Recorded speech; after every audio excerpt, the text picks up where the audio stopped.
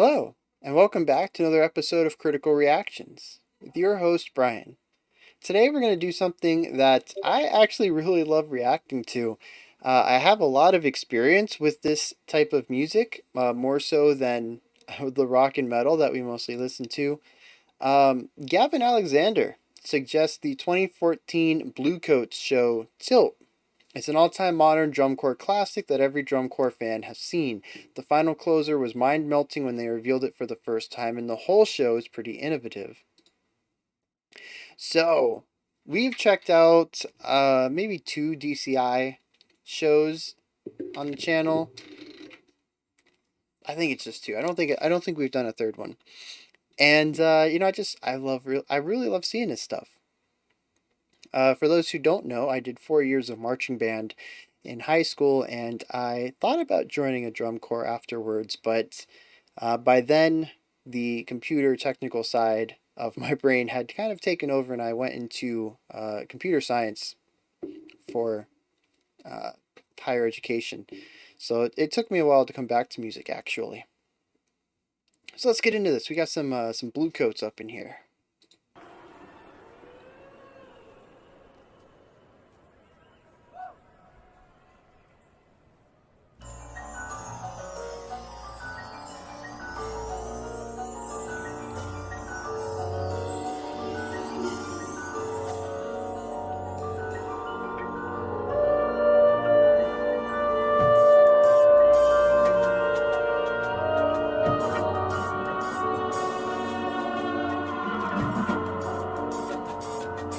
Yeah, we got some really cool atmosphere stuff going on here.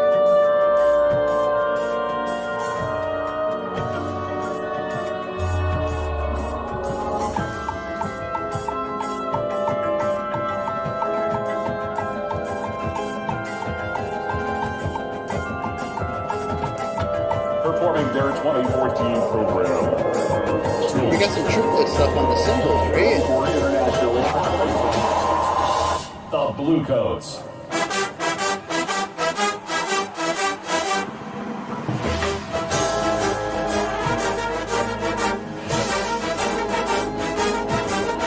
Oh man, the rhythmic elements are nice.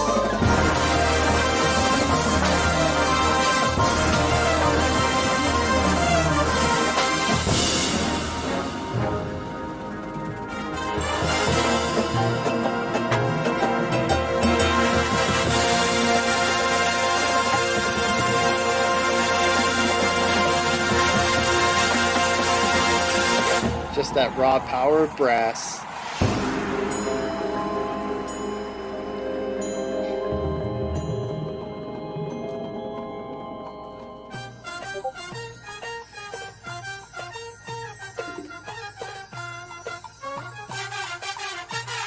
Yeah.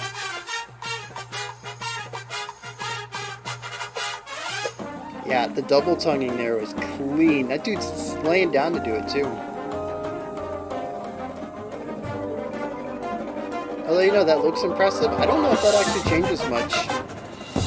It's not like you're slumped over, so you still have really good air pressure and air control.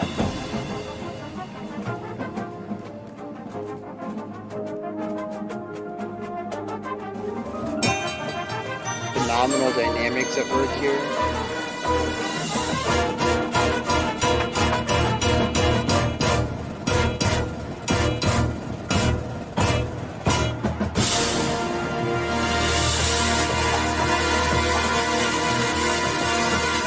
Dude, you can't hear it in microphones, but the Doppler effect that happens when you get the horns sweeping across is just out of this world. It's mind-boggling how well it works despite it all being acoustic with no, amplification at all.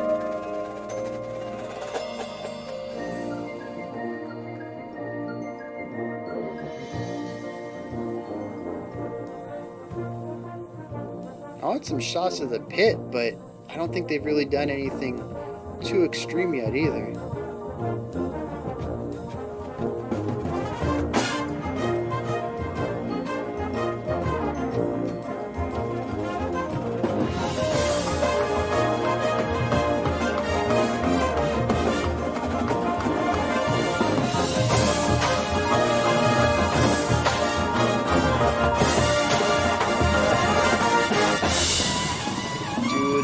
was smooth. Golly.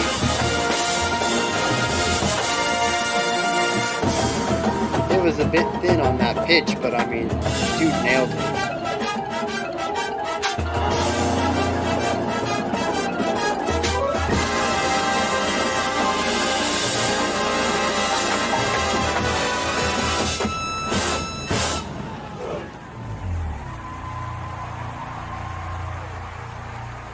You see that dude got a little smile. He was like, yeah, nailed that. A lot of hard work and dedication goes into these shows in a very short amount of time too. So a lot of these performers end up being extremely proud when they just nail a section. You can just see it in their body language.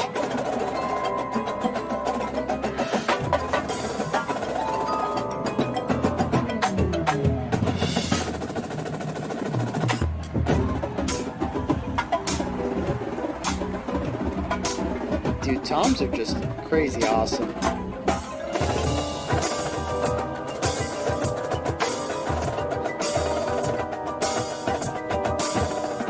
That's actually a really cool effect.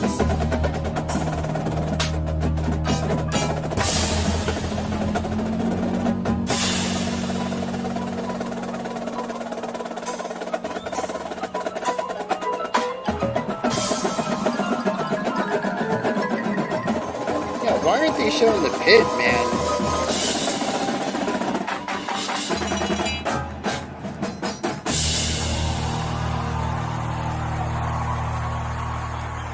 I mean, that was a slick snare part, and the quads before that, nasty as well, but just, there is some bell work that we didn't get to see, and I'm a little disappointed by that.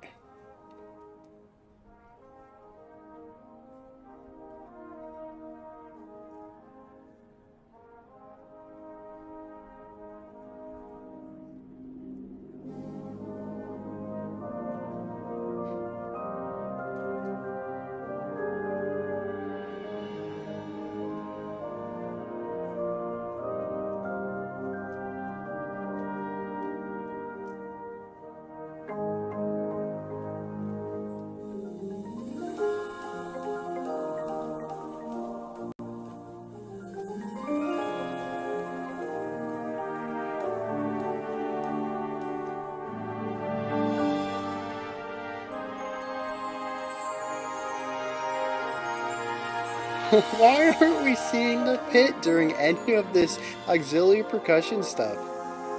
The cameraman just failed me on this one.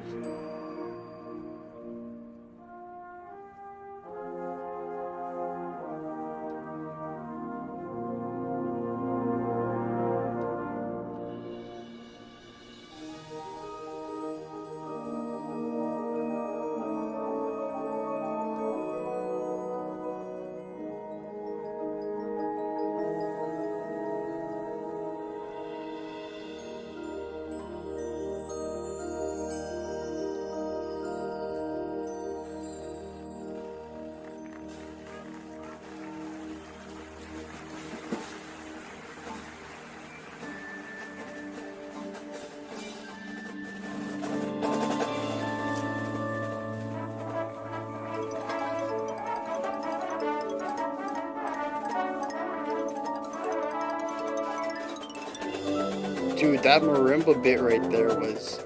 I wish we could have seen that.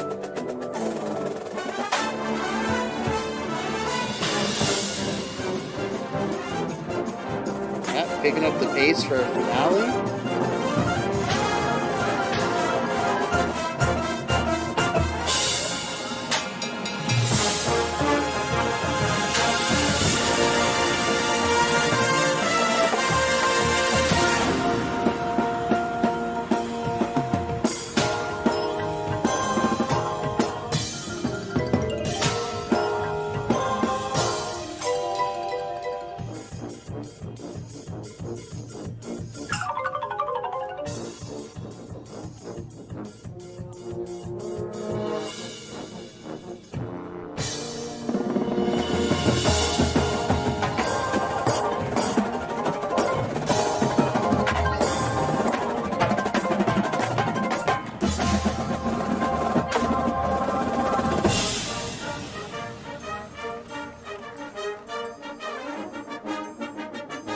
Yeah, just the speed and precision in the trumpet work throughout this whole track is just good, for the whole show.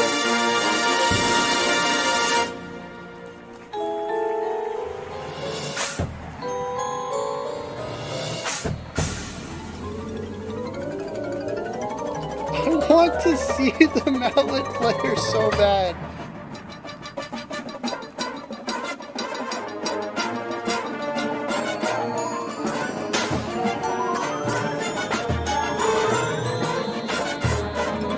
Yeah, we have some really cool rhythmic elements between the lower end and the higher end of the brass.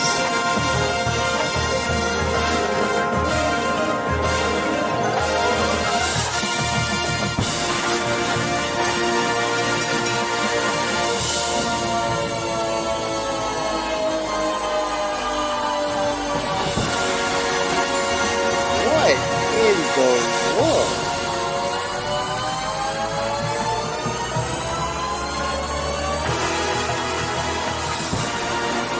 What in the world?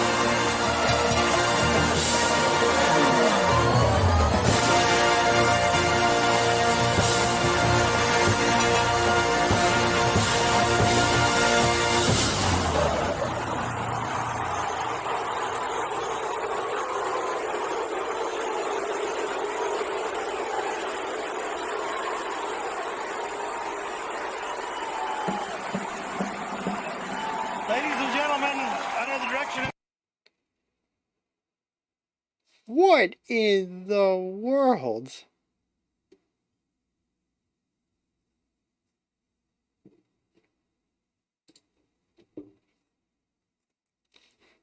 Okay, you guys know me.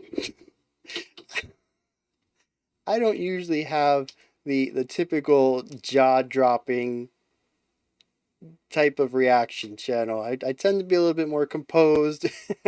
I really tune into the music and figure out what's happening. And what did I just watch? So yeah, I mean it's Bluecoats, right? Top of the game. The whole show was just precise, lots of precision going on, and a huge display of not only musical chops but also performance and choreography. Um, every little thing is just precise, done to the beat, perfectly in time with everybody else, and everything goes off without a hitch. And there is both a fascination and an expectation of that for me when I check out Bluecoats because I just expect them to be at this level. So when I'm watching a Bluecoat show, I'm not so much fascinated by how in time with everybody, or how in time everybody is with the rhythm, with the rest of their group. And it really is sort of the big moments that are going to impress me. However, you take a step back and you're like, golly, you've got 100 people here all marching in time with each other. Some of them, just moving tiny steps, some of them moving 40 yards at a time. and it's all just, it's done so perfectly. There's so many little things that can go wrong, and yet at least visually nothing looked like it went wrong. Now, of course, as I've mentioned before, anytime we enter into live performance, things can go wrong. Things do go wrong, and as a performer, your best choice of action is just to pretend that nothing went wrong. You make a flub, maybe you get out of step, maybe you trip, it doesn't matter. You just keep going on as if it were intentional, and for the most part, the audience isn't going to know the difference. So, I mean, it is very possible that somebody in here made some mistakes that maybe I just didn't catch. And, even if I did catch it, I might not even know it was a mistake. But the appearance is that it went off without a hitch, and that is the most important part. And it's like I said, it's what I expect from Bluecoats. So like I said, there is this teeter totter there where I'm fascinated by just how clockwork everything works with the group, but also on the other side, it's something that doesn't fascinate me as much, at least exteriorly, because I'm expecting to see, this human perfection. There are some really cool things that they have going on here visually with some of their props and stuff. Um, and yeah, there's a lot of situations where it's very teamwork oriented. You really have to rely on your team, especially when I think it was the marching tuba guys went up the ramp, and then somebody at the bottom, tilted the ramp up so they could go down. And it doesn't seem too difficult, but when you're also carrying, a massive tuba on your shoulder, trying to keep balance and maintain the balance of the triangle, um, with another person or two other people on it as well, and somebody lifting up the back, there's a lot that can go wrong there. And I'm sure they put a lot of practice into that. It's not super dangerous, of course, but it could be. Somebody falls the wrong way, and you have a tuba crashing on top of you. It's not, probably won't maim anyone, but it's not going to feel great either. Um, so they do have some really cool stuff going on with the props. The music, as usual, it's just phenomenal, strong brass and drum aspects. I mean, that's drum corps for you. Uh, but a lot of the real precision triplets and 16th note hits that we have in the trumpets, those really nice, clean, precise stings, the da da da da da da da da da da da da, just the amount of control over air and tongue and embouchure and everything that goes into that. And some of them, I think there was one part in the middle, in the beginning, when I mentioned double tonguing, but it was so clean. And again, this is where you have to be to join Bluecoats. You don't get in just by being good at your instrument or great. You have to be the cream of the crop. And so again, on one side, it fascinates me to hear all this precision, but on the other side, I'm like, yeah, this is what Bluecoats does. So, yeah, a little bit of geeking out over here, but also on another side, I'm like, par for the course for these guys. It's not so impressive. It's this weird part where I'm like jaw-droppingly fascinated, and then like, yeah, that's what's supposed to happen. Sort of brushing it off as nothing. Um, I am just very, very upset that we got one 5-second shot of a marimba player. Uh, Granted, doing four mallets, which is, it's cool stuff. I wish we could have seen more of it. I think there's just a thing with DCI of really emphasizing the drums. Maybe it's because it's Drum Corps International, but snares and quads always get a lot of video time, and then you also get a lot of the overarching shots, so you can see um, the sets and the iconography going on in the choreography.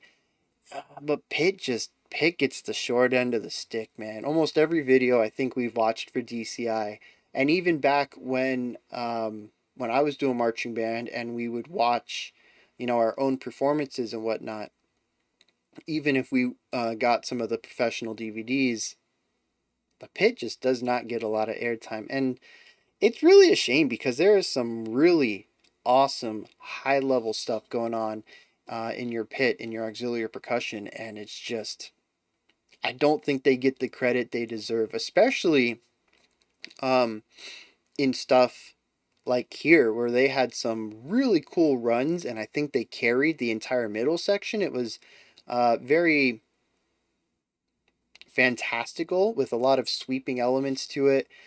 Stuff that pulls off better in stuff like pianos, keyboards, strings, harps.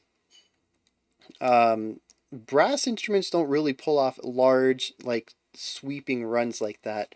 Especially since they tend to have a little bit more power, and a lot of these runs were kind of going for more of a floaty vibe, which perfectly fits your mallets and your I heard like what is that, the hanging bells, where there's just like a string of bells of varying lengths. I've always just called them bells, but I also call a lot of malleted instruments also bells, xylophones, keyboards, idiophones. I call a lot of them bells. So I don't know what those are called, but they use those a few times to really give this nice chimes, yeah, to get these really nice rising energy and falling energy patterns, and we just don't get to see any of it. Sorry, it's a real big shame, I think, especially as someone who has played pit before, and just it's I understand that maybe it's not as visually impressive for the most part as the people who are marching and playing and doing leans and knees, like going down on one knee and stuff like this. There's a lot more visual components that might make it look more impressive for maybe a casual viewer, but anybody who's played any sort of percussion instrument that would fit into the auxiliary, there's a lot of stuff there, especially when you realize that much like no, I actually don't have a point of reference for this. But most of the pits that I've played in, there are more instruments than players. So not only, with your trumpet players, they play trumpet, right? Your snare players, they play the snare. But your pit players play everything in the pit. And they run around to whatever is necessary at that time. So they have to be multi-talented.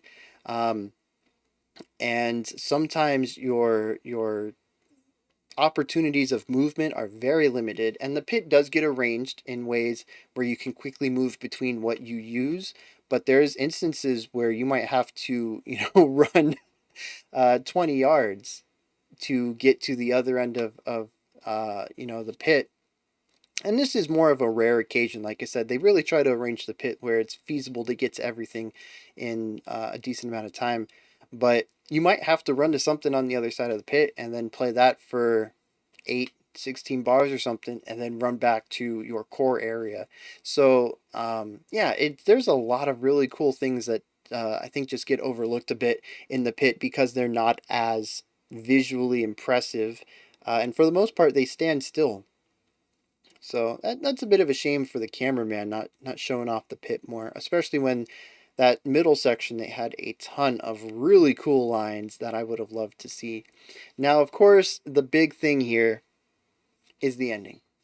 And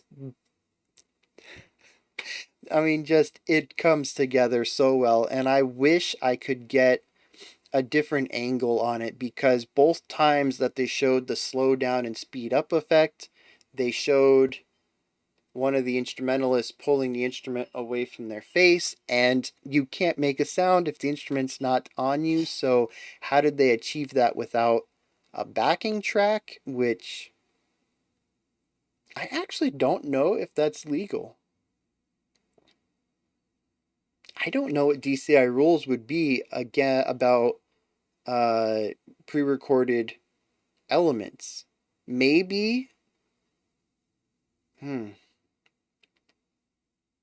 was gonna say I think I've heard some before that have um like voiceover, but that's not music. It is an additional element that is not performed by the band, but it's not music.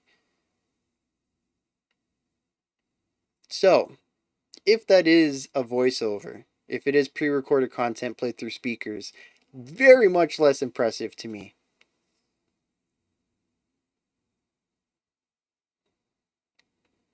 I do want to know how they pulled that off, though. I do. That just blows my mind. But the thing is, it doesn't blow my mind on a performance level. To me, it's like a magic trick. That's where it's getting me. Once I know the secret, it's still going to be a really cool trick, right? Especially for a first watch, it was phenomenal. It was mind-blowing. It was very cool to see, but I'm not sure it's going to hold up on subsequent viewings unless I find out that how they did it was actually very crafty, very clever. That would elevate it. But something tells me it's not as clever as I would need it to be. But yeah, for a first time listen, kind of blew my mind. Kind of blew my mind. All right, those are my thoughts on Bluecoat 2014 Tilt Show. This is where you guys come in and hit me up. Let me know if there's anything you enjoyed about this, anything that stood out to you. If you have any questions, I suppose, about marching and trumpet playing and stuff like that, I suppose you can ask me. I will answer them. And I'm sure, as with the other DCI reactions I've done, I'm going to get a lot of requests for more DCI reactions. And to them, I say hopefully. We do theming on the channel. We mostly check out songs that have a common theme between them. And unless I did a DCI theme, I don't really see most marching shows fitting in with what we typically check out around the channel. So hopefully that might change in a couple of months when I get a little bit more freedom to do stuff outside of themes, which, oh man, I did not mean to drop that. I mean, I suppose I've probably said it in passing before. It's not exactly a secret anymore. I do have plans for the future, though, that's for sure. All right, so that wraps this one up. If you want, like I said, comment stuff, description box has some links adjacent to the channel if you'd like to check out the Patreon or the Discord server. You can also like, subscribe, ring the bell. Those help out the channel immensely. I'll be back tomorrow at 5 p.m. Eastern Standard Time, 9 p.m. UTC with, yeah, tomorrow is Monday. We start off Jazz Fusion Week. And yeah, I think we're going to have a lot of fun. We have a couple of bands that are going to start us off with that are fairly well known, been on the channel before, but after that, I think there's a good chance we'll see some new stuff, and I'm really excited for that. I am. So, until next time, remember to be critical, not cynical of the music you listen to, and have a fantastic morning, afternoon, or evening, whenever you choose to watch my videos.